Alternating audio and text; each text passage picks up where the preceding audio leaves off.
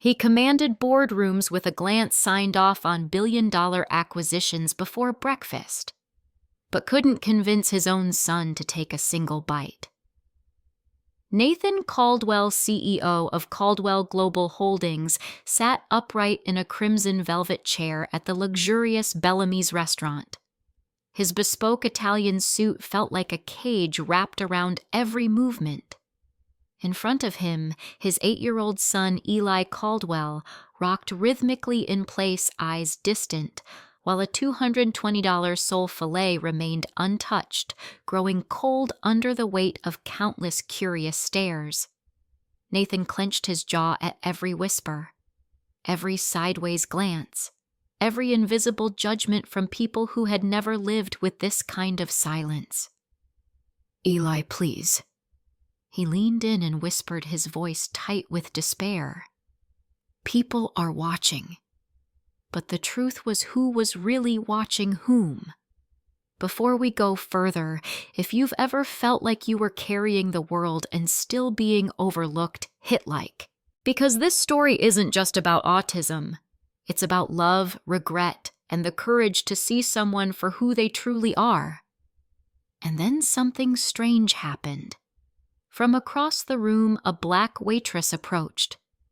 No one had called her. No greeting was exchanged.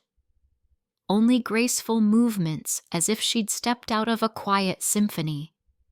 She knelt beside Eli without a word and began to hum a melody soft as silk. In that moment, Nathan had no idea this woman would change his life forever, not through theory, but through the simple act of truly seeing the child he had never understood. The waitress didn't ask for his name. She didn't try to make small talk with Nathan. Instead, she knelt beside Eli, lowering herself to his eye level, not imposing, not interrupting, only humming softly like wind passing through trees. The tune was "Twinkle, Twinkle Little Star," but not the version you'd recognize. It was sung in a lower register, gently, each note soaking into Eli's subtle swaying, as if she were stepping into the private world where he'd been hiding all along. Nathan held his breath. Within seconds, Eli's rocking began to slow. The small hands that had been tracing patterns across the table froze mid-air, suspended in perfect stillness. And then, for the first time, his eyes met someone else's. Still silent, the woman gently picked up a piece of fish, not to feed him directly, but to circle it in small arcs across the table. Exactly the shape Eli had just drawn with his finger. She was redrawing his world, but with food. And then he leaned forward. His mouth opened. The fish disappeared in complete silence. Nathan froze. The child that hundreds of specialists, thousands of dollars in therapy, and endless frustration couldn't reach, was now calmly eating bite by bite, guided only by the hand of a woman who had no medical degree. No white coat, only eyes that listened, and a heart unafraid of silence. "Who is she?" Nathan whispered to himself. "And why? Is she the only one he responds to?"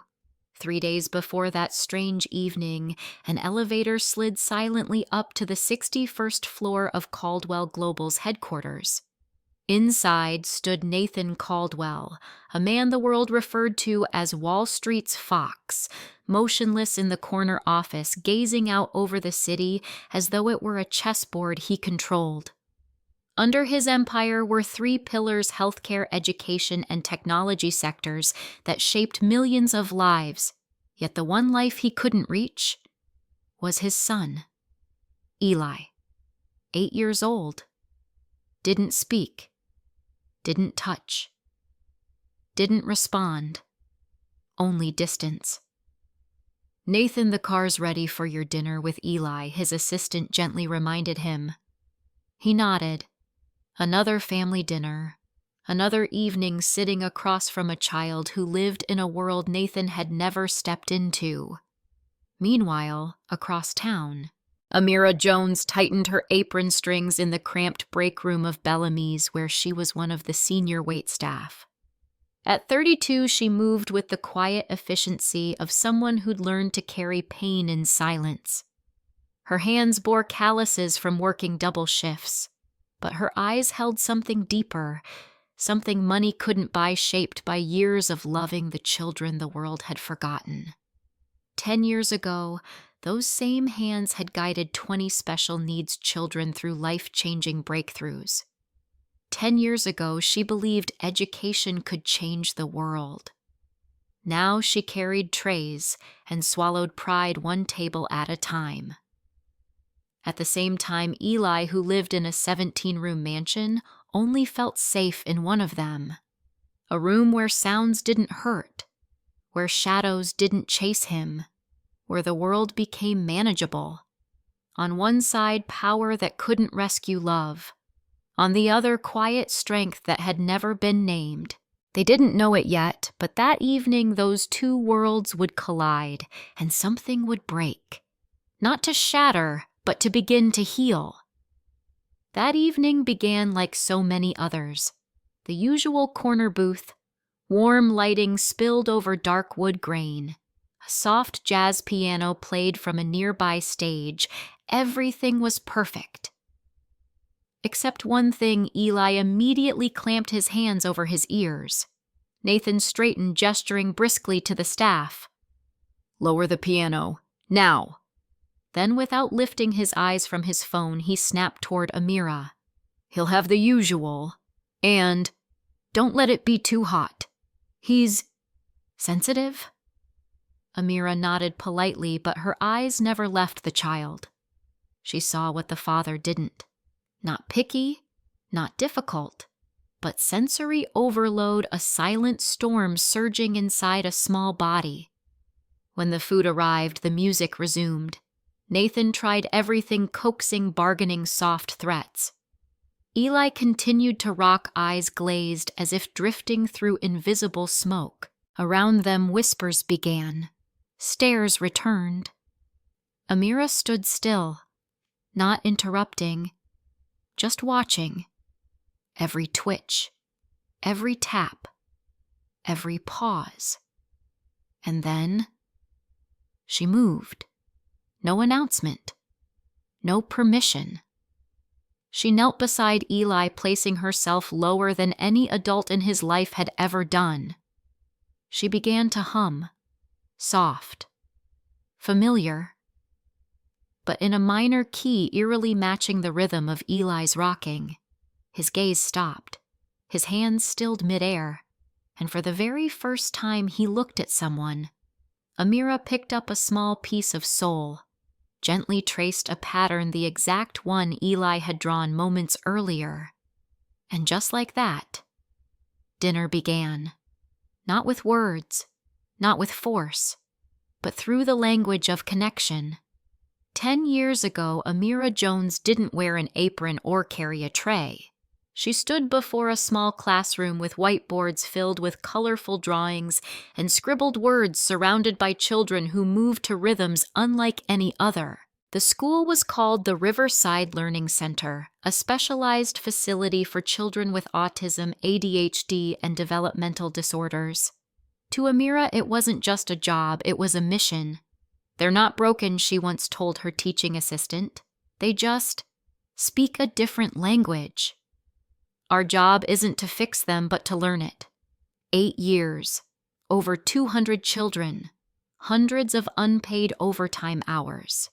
But Amira never complained. She believed love, if it's truly sincere, never needs justification. Until one day, an email arrived, sent from upper management. The special support program no longer delivers investment value. Riverside was shut down. The reason: cost inefficiency. It didn't align with the new sponsor's strategic direction. The one who signed the budget cut, Nathan Caldwell, chairman of the corporation that had just acquired the private education network. Back then, he had no idea he would one day have a child who needed the very services he dismantled.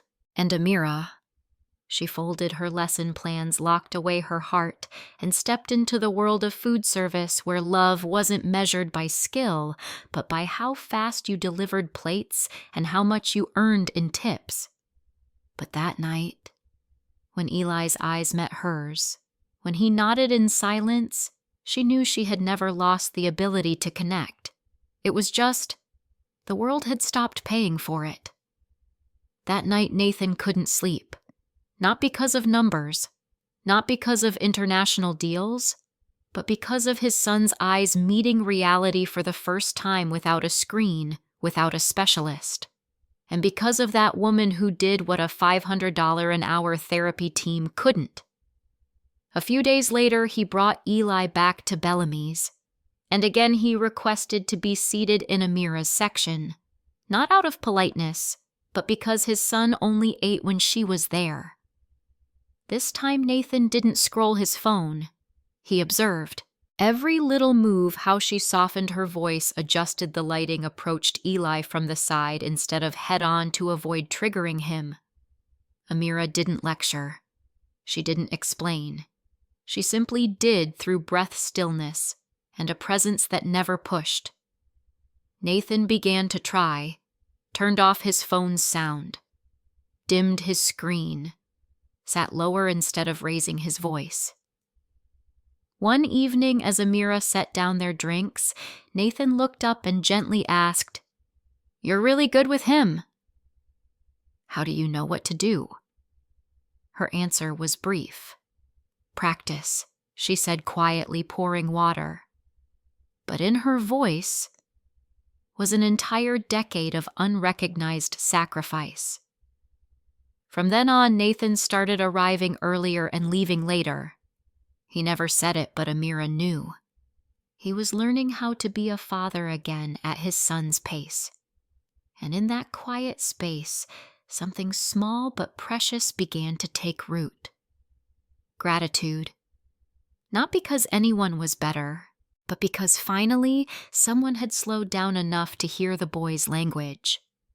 Peace didn't last long.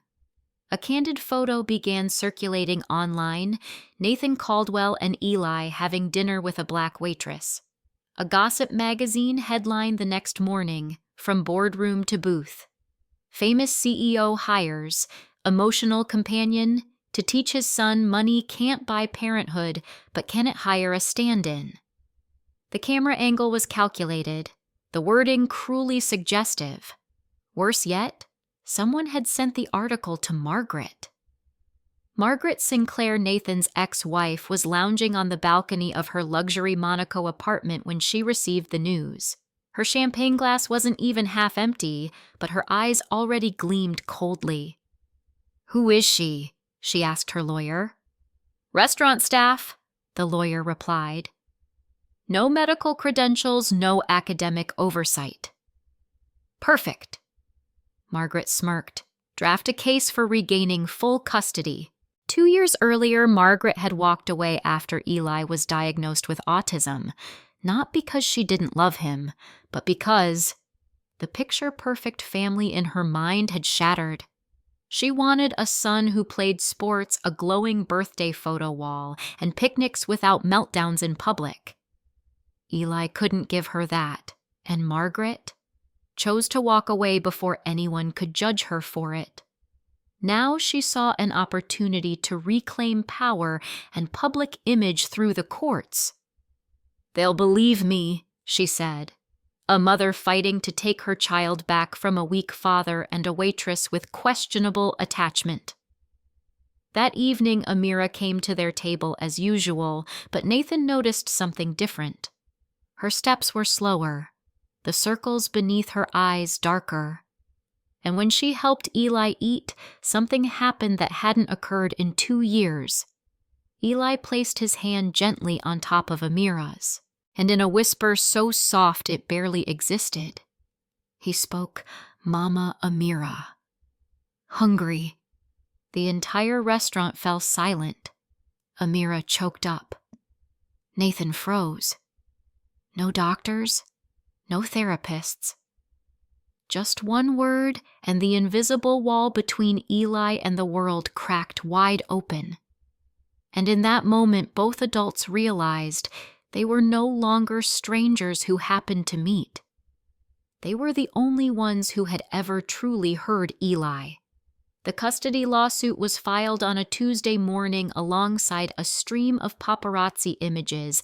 Nathan, Eli, and Amira at dinner, candlelight smiles a child with autism nestled calmly in an unofficial circle of trust. Margaret's attorney labeled it an inappropriate relationship between the father and a low-level employee unqualified in special care. Clearly, this is not a safe environment for Eli, she insisted. The father is out of his depth and buying attachment. The court scheduled an emergency hearing. The courtroom overflowed reporters, commentators, even social media influencers known for hunting celebrity drama filled every seat. Margaret sat in the front row, hair in a flawless bun cream white suit, radiating untouchable grace. Amira entered from the back in a plain black dress, no designer labels, hands gently clasped as if cradling something fragile. She had no legal team, no spokesperson, only the truth. The plaintiff's attorney opened Ms. Jones. Please describe the nature of your relationship with the defendant, Mr. Caldwell, and his son. Amira lifted her head. She looked at Nathan, then at Eli seated quietly in the back row clutching his stuffed toy. Then she turned to face the entire courtroom, all of whom were judging her with their eyes, not their logic. Her voice was soft at first, but each word was clear. My name is Amira Jones. I hold a master's degree in special education from Columbia University. For 8 years, I directed the Riverside Learning Center, where I supported over 200 children with autism, ADHD, and other developmental disorders. The courtroom hushed. I lost that job, she continued, when the budget was cut by Mr. Caldwell's company. My program was deemed financially inefficient. Nathan bowed his head. Margaret raised an eyebrow. So yes, I know how to help Eli eat. I know how to make him feel safe, not because I'm a miracle, but because I spent a decade listening to children the world tried to fix, instead of understand. The attorney interrupted, pressing, And can you explain why Eli calls you Mama Amira? Amira pursed her lips. She didn't need notes. She looked at Eli and answered, Because I was the first person to see him as a gift. Not a burden. Not because I was paid, but because that's what real love looks like. After Amira's testimony, the courtroom fell into a silence as deep as a canyon. No chatter, no keyboard clicks, just a heavy stillness like someone had dropped an unanswerable question into the room. How have we been looking at this child all along? Margaret sat rigid, her lips tight, but her eyes no longer certain. She hadn't expected that waitress to have such a quiet, powerful past. She especially hadn't expected the man who once signed off on the destruction of Riverside to be crying. The judge rose. Her voice was calm, but her gaze pierced through designer suits, silk dresses, and polished reputations. Based on the evidence, testimony, and in the child's best interest, the court rules. Eli Caldwell shall remain with his biological father, Mr. Nathan Caldwell, under the following conditions. 1. Regular participation in family therapy. 2. Collaboration with certified autism specialists. 3. Implementation of a formal developmental support plan with advisement from Ms. Amira Jones. When the gavel fell, a tidal wave of media noise erupted, but Nathan heard none of it. He heard only his son's quiet breathing, and a voice he hadn't heard from himself in years. I'm sorry. Outside the courthouse, he found Amira sitting alone on the worn marble steps, her dress slightly wrinkled, hair tousled by the wind. He walked toward her. No bodyguards, no cameras, just a father. "I'm sorry," Nathan whispered, "for what my company did, for taking away your opportunity, and for needing to lose my own son's trust before realizing what I destroyed." Amira didn't speak right away. She looked at the man once a titan of industry, now sitting beside her in a rumpled suit, fists clenched, like a child lost in himself. "Your apology won't give me back those 8 years," she said gently but firmly. "But it might be a place to start." Nathan took a deep breath, then turned to her, no longer a CEO.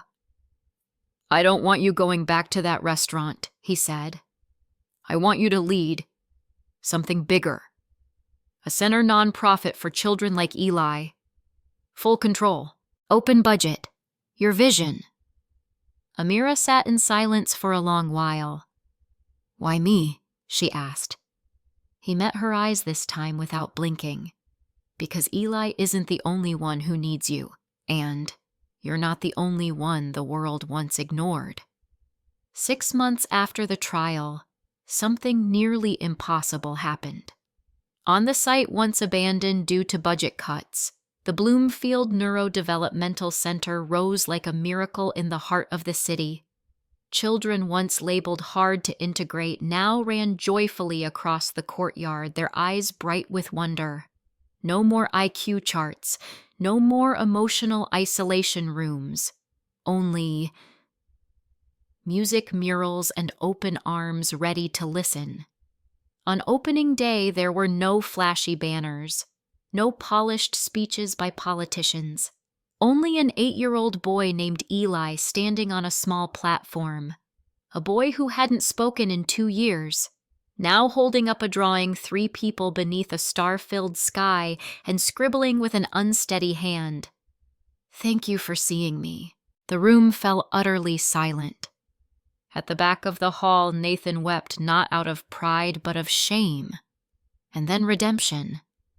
He was no longer a CEO, no longer powerful, just a man who had once dismantled a system and now was rebuilding it with trembling hands. A major news outlet later ran the headline, "The man who once destroyed a special education center just gave it back to the woman society tried to erase." That night, under the dim glow of the kitchen, Amira washed dishes after dinner. Nathan stood nearby watching Eli play with a star projector. "You know, he said I once signed a decision with a fountain pen and shattered an entire generation. And today, Eli wrote a line with a crayon and made an entire room hold its breath." Amira turned, setting her hand on the counter, eyes steady. "The world doesn't need more CEOs. It needs people who dare to see, dare to listen, and dare to love before they're allowed." As she left the room, Eli ran up and hugged his father. Voluntarily, no prompting. Nathan knelt down, embracing his son for the first time without feeling inadequate. He looked into Eli's eyes and for the first time in his life, saw himself. A month later, in the center's hallway, a bronze plaque was installed. Not with the sponsor's name, not with the founders, just these words: "To the children we failed to see in time, and to the ones who never stopped seeing them anyway. If you've ever felt unseen in this noisy world, share this story, because sometimes all it takes is one person willing to look deeply to change a life, or maybe the whole world."